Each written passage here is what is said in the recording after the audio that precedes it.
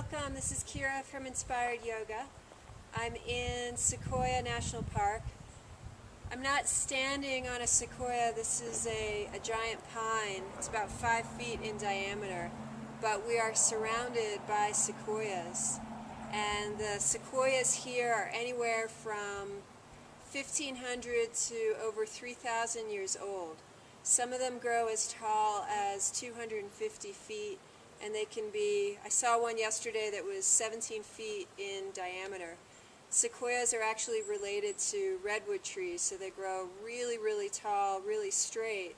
What's interesting is that their roots don't go really far down into the earth. They actually spread out, and they can spread out as far as 100 feet. So I thought this would be an interesting place to learn the fundamentals of tree pose. So let's begin with our feet hip distance apart. In order for the feet to be hip distance, you want the ankle bones in line with the outer edge of the hip bone. And as you stand up, roll the shoulder blades back and lift the heart.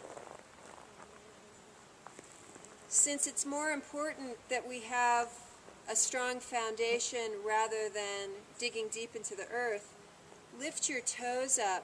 Make the feet as broad as you can, spreading from the pinky toe to the big toe, and then slowly lower the toes down to the floor. Pressing through 3 corners of your feet, 2 points in the ball of the foot, the big toe ball mound, the pinky toe ball mound, and then the heel of the foot. And then drawing energy up through the backs of the legs. What's interesting in this pose is it's really important to actually use your internal thighs, internal rotation of the legs. And when you internally rotate the legs, the tailbone slightly drops. So from here, fingers spread out wide, shoulders roll back. We're going to shift over into the left foot. Bring all of your weight into your left foot and slowly lift your right foot off the floor. Now you can look down at the floor, you can look straight up in front of you. Just try to find something that is not moving. Exhale, switch your feet, and slowly balancing on the opposite leg, lift your foot up. So I'm feeling a lot of energy moving into the right side of my body right now. Okay, slowly release. Coming back to the first side, you can begin with your heel right at your ankle. Press the toes down into the floor, palms together, lift the heart. If you want to take this a little further, you can do this without using the hands, walking the foot up the inside of the calf muscle, or leaning forward, grabbing hold of the foot and bringing it to the inside of the thigh. Once again, strong internal rotation of your hip. Not only is the foot pressing into the thigh is pressing into the foot. Knee pulls back, tailbone down. Heart is lifted, and hands gently come together at the heart. From here, if you like, spread your branches, reach the arms up, reaching up for sunlight and water. And hold for a few breaths.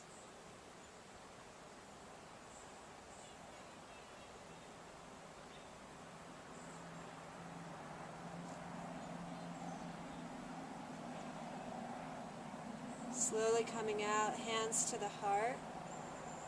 Bend the standing leg slightly, and then release. Shake out the legs. Shake out the arms. And then coming over to the other side, spread your toes. It's interesting how when you spread your toes, often your hands want to help and the fingers spread wide. Press the foot firmly into the earth. You're spreading your roots. Shifting your weight into the opposite leg. And then begin either with your foot right above the ankle bone at the calf, or draw your foot to the inside of your thigh. Knee goes back, tailbone down, hands at the heart. Breathe with me, 5 to 8 breaths.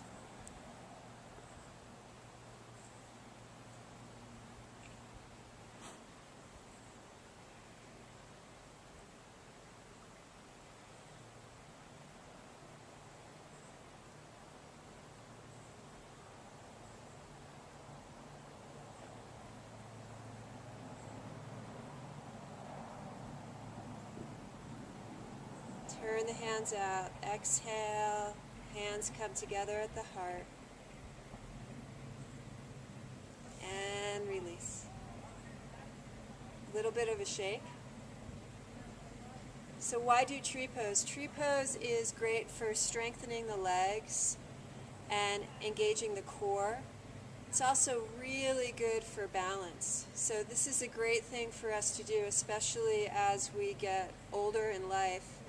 I was teaching tree pose to a class of seniors the other day, and we would just place one hand on the wall. So give that a shot. This is Kira from InspiredYoga.com. Thank you so much for joining me. Have a great day. Namaste.